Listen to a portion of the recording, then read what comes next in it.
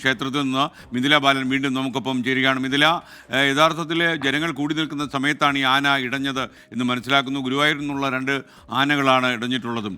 കൂടുതൽ വിവരങ്ങൾ നമുക്ക് എന്താണ് ഈ ക്ഷേത്രത്തിൽ നിന്ന് ലഭിക്കുന്നത്?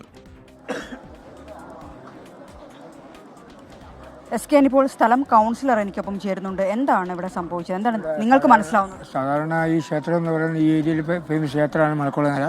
ഇവിടെ ഉത്സവത്തിന് നല്ല ജനം തടിച്ചുകൂടാറുണ്ട്.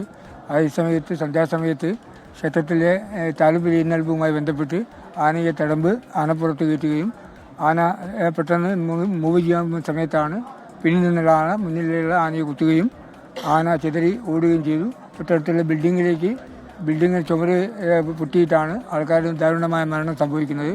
ആന 2 ഭാഗത്തേക്ക് ഓടുകയാണ്. ഈ സമയത്ത് ഇവിടെ നല്ലൊരു ജനം, കാരണം ഈ ക്ഷേത്രവുമായി വരുന്ന ആഘോഷവരവ് കാണാനും ക്ഷേത്ര ചടങ്ങുകൾ കാണാനും വർഷം തോറും നല്ലൊരു ജനം ഇവിടെ തടിച്ചുകൂടാറുണ്ട്. ആ നിലയിലാണ് ഈ ക്ഷേത്ര സമുച്ചയം ഉണ്ടായിരുന്നത്. അതുകൊണ്ടാണ് ഇത്രയും വലിയ ഒരു ദാരുണമായ സംഭവം നടക്കാൻ സാധിച്ചത്. എന്താണ് ഈ സമയത്ത് ഇവിടെ ഉണ്ടായിരുന്നോ നിങ്ങൾ? ഉണ്ടായിരുന്നു. ആ സമയത്ത് ഈ ക്ഷേത്രത്തിൽ നിന്ന് ഈ കുറുവങ്ങാടിൻ്റെ ഒരു ദേശീയ ഉത്സവമാണ് ഇവിടെ നടക്കുന്നത്. ഒരു 10,000-കണക്കിന് ആളുകൾ ഭക്തങ്ങൾ ഇവിടെ എത്തുന്ന സമയത്താണ്. ഇത് വൈകുന്നേരം വരവ് വരുന്നതിന് മുന്നോടി വരവ് വരുന്നതിന് മുന്നോടിയാണ്. വരവ് ഇവിടെ എത്തിയിട്ടില്ല. ആനേലക്കാട് ഭാഗത്ത് നിന്ന് വരുന്ന ഒരു ദേശീയ വരവുണ്ട്, കാട്ടുപേർ ഭാഗത്ത് വരുന്ന ദേശീയ വരവ്. രണ്ടും 2 പ്രദേശത്ത് എത്തിയിട്ടുള്ളൂ. പക്ഷേ ക്ഷേത്ര മൈതാനിലേക്ക് കടന്നിട്ടില്ല. ആ സമയത്ത് നമുക്ക് ഇവിടുന്ന് ഈ താലപ്പൊലി മഹോത്സവം ആയതുകൊണ്ട് ഇവിടുന്ന് വൃദ്ധമെടുത്ത ആളുകൾ താലപ്പൊലിക്ക് വേണ്ടി തൊട്ടടുത്ത മഹാക്ഷേത്രമായ കുറുവങ്ങാട് ശിവക്ഷേത്രത്തിലേക്കാണ് പോകുന്നത്. അവിടെ നിന്നാണ് തിരികത്തിച്ച് വരേണ്ടത്. അവർ തിടമ്പേറ്റുന്ന ഒരു സമയത്ത് ആയതുകൊണ്ട് തന്നെ ഇവിടെ വൻ ജനാവലി ഉണ്ടായിരുന്നു. ആ സമയത്ത് അതുവരെ വളരെ ശാന്തമായി നിന്ന ആനയായിരുന്നു.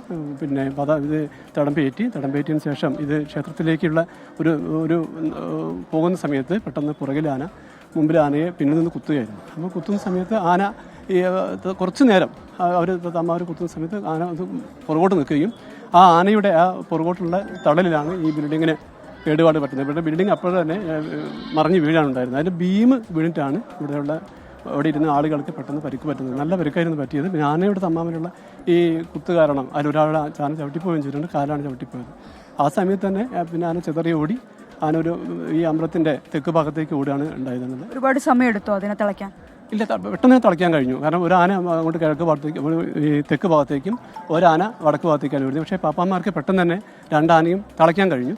പിന്നെ ഇവിടെ ഉണ്ടായിരുന്ന ഇതിൽ പെട്ടെന്ന് തന്നെ നമുക്ക് ആംബുലൻസ് 10-16 ആംബുലൻസ് എത്രയും പെട്ടെന്ന് ഇവിടെ എത്തിക്കാൻ നമുക്ക് കഴിഞ്ഞിട്ടുണ്ട്. ഇതാണ് ഇവിടെ സംഭവിച്ചത്. ഇനി ഇതിൽ എന്താണ്?